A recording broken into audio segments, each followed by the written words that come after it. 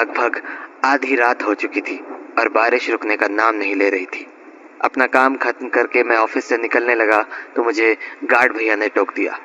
अरे राजीव जी, इतनी रात तक आप यहीं हैं? घर नहीं है? हाँ, वो कुछ अर्जेंट काम था, इसीलिए देर हो गई, पर अब घर ही निकलूंगा। बेटा, शायद आपको पता न हो, पर आज अमावस की रात है। आज रात बाहर अकेले नहीं निकलो तो बेहतर होगा। जाओ तो कल सुबह चले जाना। क्या बात कर रहे हो आप गार्ड भैया? कल दोबारा ऑफिस भी तो आना होगा मुझे। बेटा, बात मानो मेरी, आज रात अकेले मत जाओ। घर पे कुछ काम है भैया, जाना तो पड़ेगा। तो एक काम करो, कुछ देर रुक जाओ, मेरी ड्यूटी खत्म हो जाएगी, फिर हम दोनों साथ निकल लेंगे। अरे भैया, काफी लेट हो जाएगा मुझे, और कल ऑफिस भी तो आना है।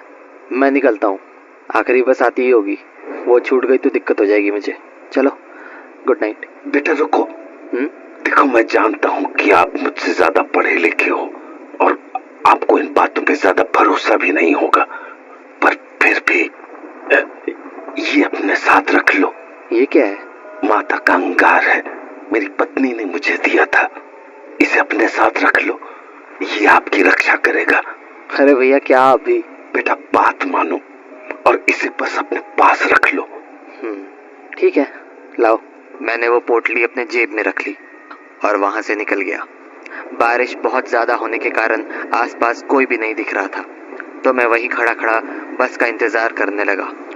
रह रहकर बादल बहुत जोर से गरज रहे थे और मुझे आसपास मेरे अलावा कोई दिख भी नहीं रहा था। कुछ देर वहां खड़े रहने के बाद मुझे अंदाजा हो गया कि शायद आखिरी बस भी निकल चुकी है। तभी अपनी दाईं ओर पर मुझे एक आदमी दिखा। अंधेरा ज्यादा होने के कारण उसका चेहरा तो ठीक से नहीं दिख रहा था, पर उसे देखकर ऐसा ही लगा कि वो इसी बस स्टॉप की तरफ आने वाला है। मैंने इस बार अपनी गर्दन बाईं तरफ मोड़ी, पर पूरी सड़क सुनसान थी। मैंने दोबारा उस आदमी की तरफ देखा, पर वहां पर अब कोई भी नहीं था। मुझे यह बात काफी अजीब लगी, क्योंकि अभी थोड़ी देर पहले मैंने वहां पर किसी को देखा था। मैं इस बात को समझने की कोशिश कर ही रहा था कि मुझे उस तरफ से एक कैब आती हुई दिखी, तो मैंने कैब को रोकने के लिए इशारा किया, पर वो कैब मुझसे आगे निकल गई। तो मैं हताश होकर दोबारा उस तरफ देखने लगा, पर तभी मुझे अपने पीछे गाड़ी के ब्रेक की आवाज सुनाई पड़ी। पलट कर देखा तो वो कैब रुक चुकी थी। मुझे लगा चलो अच्छा है, कुछ तो मिला। मैंने एक बार फिर पीछे की ओर देखा कि कहीं वो आदमी वहीं तो नहीं है जो मुझे कुछ देर पहले दिखा था, पर वहां कोई नहीं था। तो मैं कैब में जाकर बैठ गया और ड्राइवर को अपना एड्रेस बता दिया। SBI कॉलोनी भैया। कैब चल दी। गाड़ी थोड़ी ही दूर आगे बढ़ी थी कि मैंने ड्राइवर को पूछा, अरे भैया, ये आते हुए कोई आदमी दिखा था क्या? उसने मेरी बात का कोई जवाब नहीं दिया।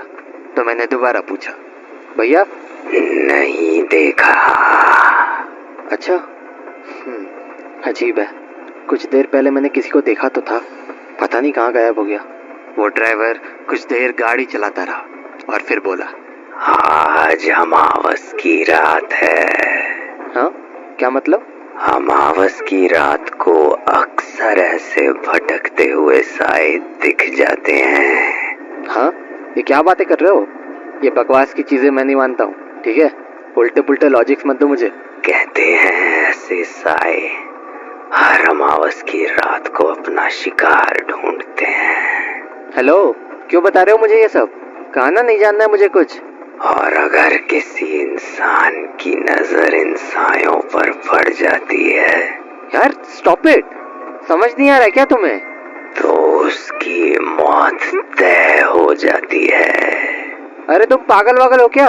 गाड़ी रोको यार, मुझे नहीं जाना है कहीं। जैसे आज तुम्हारी मौत तय है। व्हाट नॉनसेंस, तुम्हारा दिमाग फिर गया है क्या? लिसन, गाड़ी रोको, मुझे नहीं जाना है कहीं भी, जस्ट स्टॉप द कैब। पर मेरी बातों का मानो उस पर कोई असर ही नहीं हुआ। उसने गाड़ी नहीं रोकी। तो मैंने उससे दोबारा कहा, मेरी बात समझ नहीं आ रही है क्या? गाड़ी रोको चुपचाप। अपनी बाईं तरफ देखो, सब समझ आ जाएगा। अरे व्हाट बाईं ओर? क्या है बाईं ओर? सड़क पर देखो। उसके बोलने पर जब मैंने अपनी गर्दन सड़क की ओर मोड़ी तो मुझे वहां एक आदमी खड़ा दिखा। कपड़ों से वो भी कोई कैब ड्राइवर ही लग रहा था और अंधेरे के कारण उसका चेहरा ठीक से दिख भी नहीं रहा था। मुझे समझ नहीं आया कि आखिर ड्राइवर ने मुझे बाईं ओर देखने को क्यों बोला। तो मैंने गर्दन वापस सीधी की और ड्राइवर की ओर देखा, पर सामने का नज़ारा देख के मेरे होश उड़ गए। वो ड्राइवर अपनी सीट से गायब हो चुका था और गाड़ी अपने आप चली जा रही थी। मुझे समझ नहीं आ रहा था कि आखिर हो क्या रहा है। तभी गाड़ी में जोर का ब्रेक लगा और मेरा सर सीट पर जा भिड़ा। मैंने आंखें खोली तो देखा कि वो ड्राइवर पीछे मुड़कर मुझे ही देख रहा है और फिर उसने मुझसे कहा, साहब क्या हुआ, आप ठीक हो ना? क्या? तुम कहाँ से आए? कहाँ से आया मतलब? तुम अभी तो गाड़ी में नहीं थे और गाड़ी अपने आप चल रही थी। क्या बोल रहे हो साहब, होश में तो हो? देखो, पागल मत बनाओ मुझे। अभी थोड़ी देर पहले तुमने ही कहा कि आज मेरी मौत तय है और फिर तुम गाड़ी से गायब हो गए। कैसी बातें कर रहे हो साहब, भला मैं आपसे ये सब क्यों कहूँगा? छोड़ो, रहने दो। पक्का आपने कुछ नशा किया है। आपकी सोसाइटी आ गई है, मेरा भाड़ा दो और जाओ।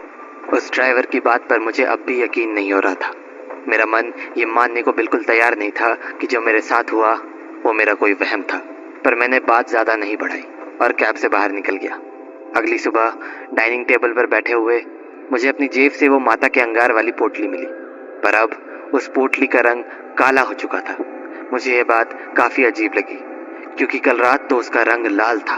तभी मुझे मेरे एक ऑफिस कलीग का फ़ोन आया। हेलो, कहाँ पर है?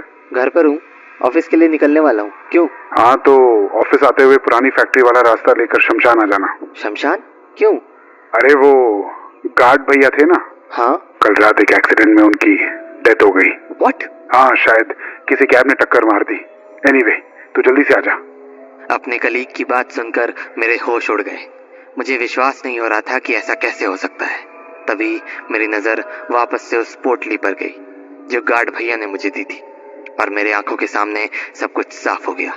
मैं समझ गया कि अगर उस रात मेरे पास वो पोटली नहीं होती तो आज मैं जिंदा नहीं होता।